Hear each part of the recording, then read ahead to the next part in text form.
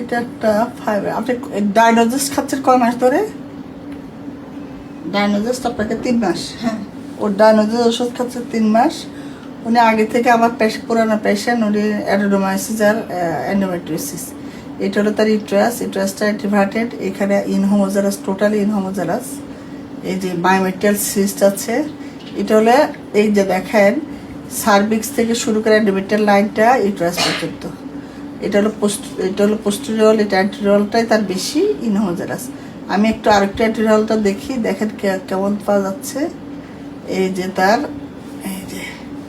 তার ইউট্রাসটা কেমন দেখা যাচ্ছে, কনজেনিটাল ম্যালফরমেশনের মতো দেখা যায়। পুরো ইনহোমোজারাস বায়োমেট্রি। এই যে সিস্টিক এরিয়া দেখি তো আমরা ভাস্কুলারিটি।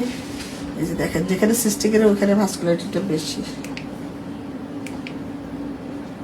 আচ্ছা, ওনার এই হলো ইউট্রাস, অটোমেটিক ইউট্রাস। এই যে পুরা এই জায়গাটা দেখেন ইনহোমোজেনাস।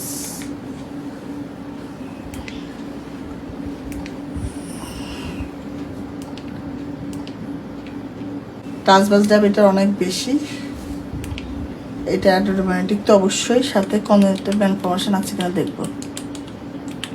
একসাথে কত কম্বিনেশন দেখেন। অ্যাডেনোমাইসিস,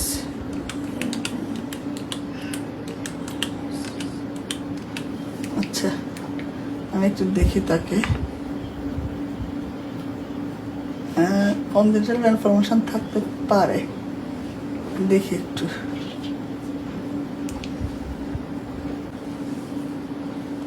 বুঝার কি আর কোনো উপায় আছে?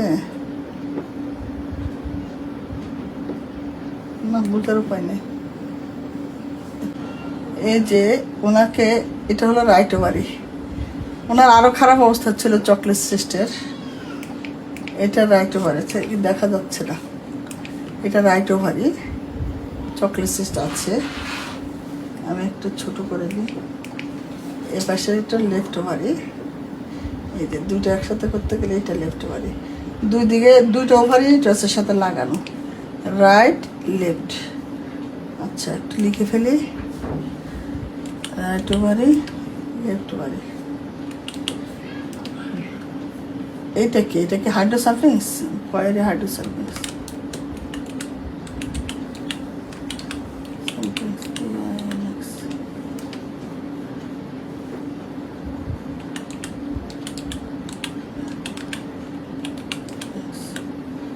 আমি শিওর না হাইড্রোসালফেস কিনা, তবে হতে পারে। ওনার দুটো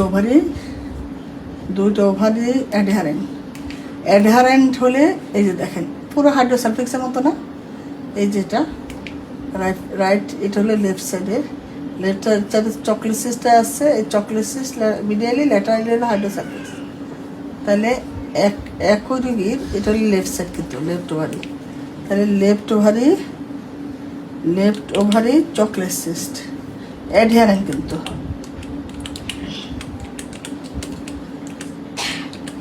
and hydrosulfides, left hydrosulfides।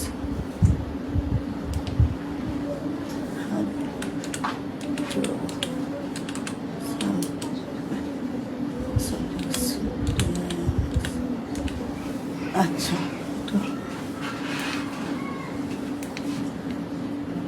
প্রত্যেকটা অ্যানাটমিক্যাল ডিস্টরশন।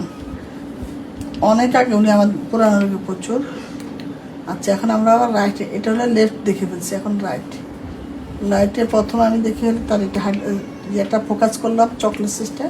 এখন তার হাইড্রোসালফিক্সটা দেখেন, লেফট বাইলেটার হাইড্রোসালফিক্স। এটা আসলে চকলেট সিস্টের ল্যাটারালি তার হাইড্রোসালফিক্স আছে। এখানে এলোঙ্গেটেড স্ট্রাকচার আর থাকবে না। হাইড্রোসালফিক্সটার মাপ দেখি আর চকলেট সিস্টের মাপ দেখি। এগুলো হাইড্রোসালফিক্স আর এটা হলো চকলেট সিস্ট। ঠিক, রাইট ওভার এটা হাইড্রোসালফিক্স।